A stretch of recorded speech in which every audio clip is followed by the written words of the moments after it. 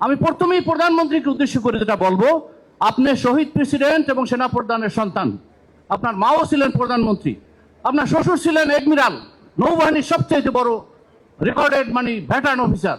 আপনার ওয়াইফ হয়েছেন বিশ্বের শ্রেষ্ঠ কার্ডিওলজিস্টের একজন, আপনার মেয়ে হয়েছেন ব্যারিস্টার। আপনি কিসের অসুবিধা? আল্লাহ আপনাকে যে নিয়ামত দিচ্ছে, আপনি সারাদিন সেজদায় পড়ে থাকলেও একটা নিয়ামতের শুকরিয়া আদায় করতে পারবেন না। আপনি যদি কাউকে মুসলিকা দিয়ে আসে থাকেন, আপনার অতীতের ট্র্যাক রেকর্ড সবকিছু মিলে আমরা সবকিছু ভুলে যাব। বিরোধী দলের সাথে পরামর্শ করে সুন্দরভাবে জাতির স্বার্থে যা করা দরকার তাই করেন। আমি কোরআনের একটা আয়াত শুনাই আপনাদেরকে, সূরা আরাফের 96 নম্বর আয়াত, ওয়ালাউ আন্না আহলাল কুরআ আমানু লাফাতাহনা আলাইহিম বারাকাতুম মিনাস সামাই ওয়াল আরদ।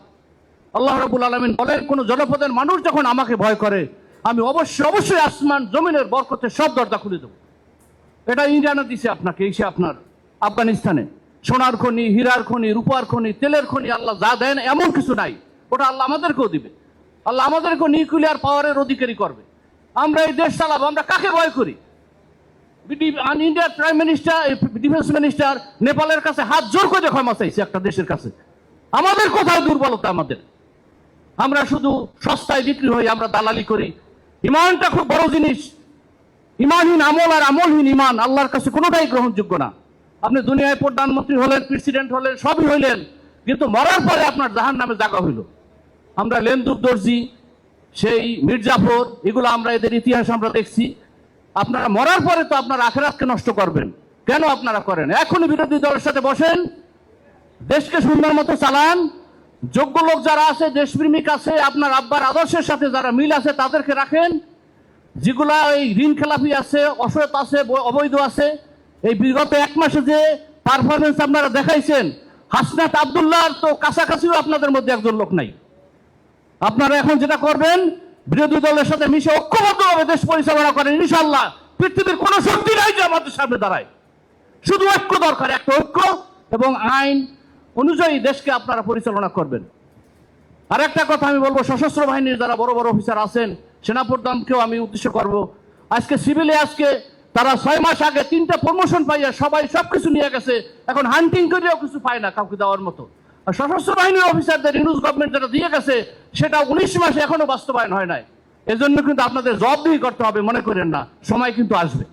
সম্মানিত হাজিরিন, আমি 2-3টা কথা বলে শেষ করছি। আমার বোধ হয় কথা বলার প্রায় শেষ। একটা হলো, সাপ যখন সোজা হয় মরার পরে, আগে কিন্তু সোজা হয় না, এটাও একটু মনে রাখেন। মির্জাফর লেন্দুর দর্জির কথা আমি বলছি। আজকে আমাদের এই শিশির মনির ভাই আছেন, আমাদের জাতির শ্রেষ্ঠ সন্তান। আইন বিভাগে এই ধরনের রত্ন, আমার মনে হয় আমি সামনে কথা বলা উচিত না। এরকম আমাদের সবাইকে এরকম হইতে হবে, যার যার পরিবেশে। আমরা আসুন, আমরা ঐক্যবদ্ধ হই। এত সুন্দর বিরোধী দল পৃথিবীর ইতিহাসে আর কেউ পাইছে কিনা কোনো সরকারি দল আমার জানা নাই। সুতরাং আসুন আমরা সবাই মিলে দেশটাকে গড়ি, পদা রক্ষা করি, মুনাফিকি পরিহার করি। মুনাফিকের জায়গা হলো আসফালিন মিনান নার, জাহান্নামের সবচেয়ে নিচে।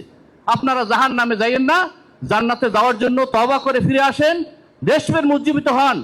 যেদিন আমরা বিরোধী দল শপথ নিল, সেদিন গণভোটের শপথ আপনারা নেন নাই। একটা চায়ের দোকানদার এসে বলে, যারা কাজটা কি করলো, মুনাফিকি কেন করলো, সবাই বোঝে আপনারা যে আকাম করছেন। সুতরাং আর করেন না, তওবা করে ফিরে আসেন। আমা তৌফিক ইল্লা বিল্লাহ। আসসালামু আলাইকুম ওয়া রাহমাতুল্লাহি ওয়া বারাকাতুহু।